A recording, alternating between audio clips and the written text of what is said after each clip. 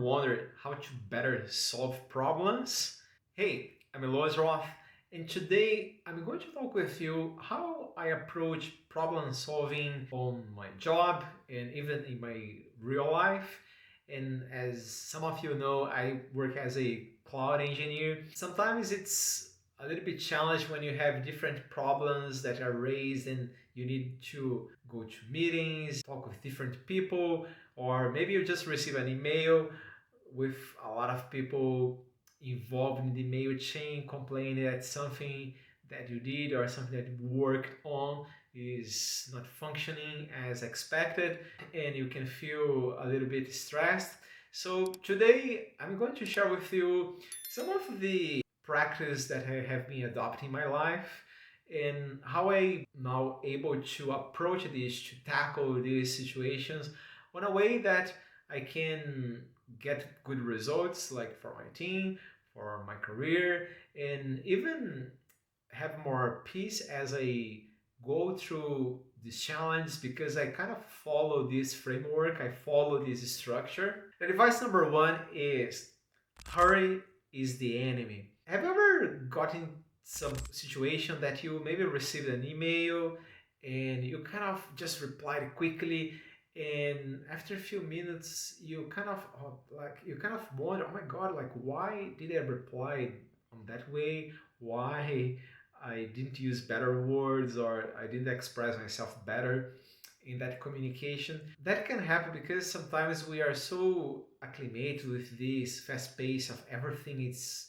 should be fast, everything should be resolved instant, like in the instant moment. Sometimes we need to slow down a little bit. There is a famous quote of Einstein that he mentions: to resolve a problem, like if he would have 1 hour, he would take 55 minutes just to think on how to resolve the problem and 5 to really resolve it. I believe that metaphor is really good in our life, because sometimes we are running 100 miles per hour, is like we have a lot of things in our plate. And I saw situations that in the past people, they would take action so fast that they would compromise other people, other teams.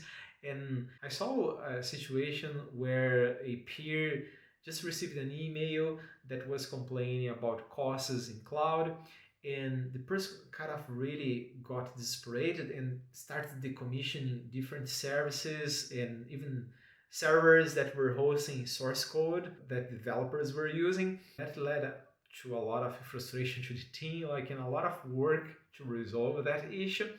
And that was just because there was a lot of hurry in the action. And that leads me to the advice number two, that listening is your savior. When I'm in these challenging situations, that sometimes there is a meeting to discuss the problem. If someone has some opinion, I will listen and take that into account as well. This was not always on this way. Like in the past, I would kind of sit and I would have a lot of ego in this situation.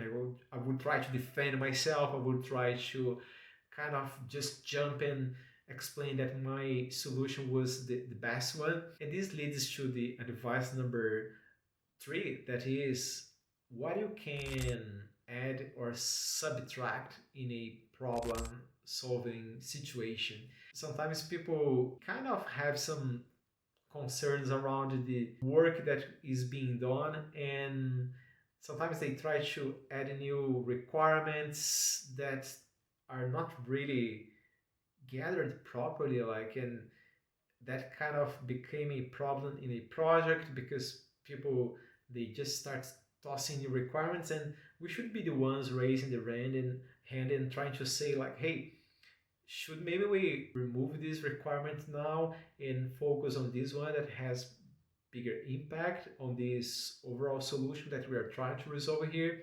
Because sometimes we get stuck just trying to do the minor quick fixes, and but sometimes we need to think more at a transformational level, like what we could really think here in the solution, like what we can add here that will bring more impact and more results to the business. When you're in that problem solving discussion, like trying to give more insights, like on the perspective that you have on the problem that you resolve, is not just like trying to do the quick fixes, is trying to think on that solution on the long term.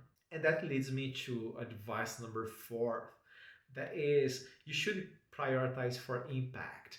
So you are in a situation that you manage to not be hurried, you could listen to people, you could give ideas to add or subtract. Now is the time that we need really to think on the priorities, like are we available to tackle this issue right now, to work on it, or is this something that can wait, or can maybe we park another project that we are working on, another task? Can we liaise with the project manager or the sponsor of that project that you are working on? And doing that will help you not only to get more a balanced day, like we sometimes we talk about the work-life balance, and that is really being able to prioritize, like when you have these issues, if something new is added to your plate, it's really being able to prioritize like what we should be doing first here, like, and let's approach this with grace, with planning, with strategy, instead of just jumping and trying to resolve everything, because it's very easy to get like overwhelmed, to get a lot of requests at the same time. So it's really essential, if you go through these techniques, that you really try to prioritize, you liaise with people. I know that there is a little bit of communication skills on this, and you need to have that conversation with people, like to see what should be done first and what can wait. But it's really essential, like you can't resolve all the problems in a single day, so you can do your work day by day, week by week, month by month, and can really achieve results that will lead to major impact to your organization and to your career, that will help you really to grow. I appreciate you to be watching here our video, and if you liked, please hit subscribe or like and share with your friends, and leave me a comment like how do you approach your problem solving, what are the tactics that you deploy, and I hope to see you here really soon. Thank you. Cheers.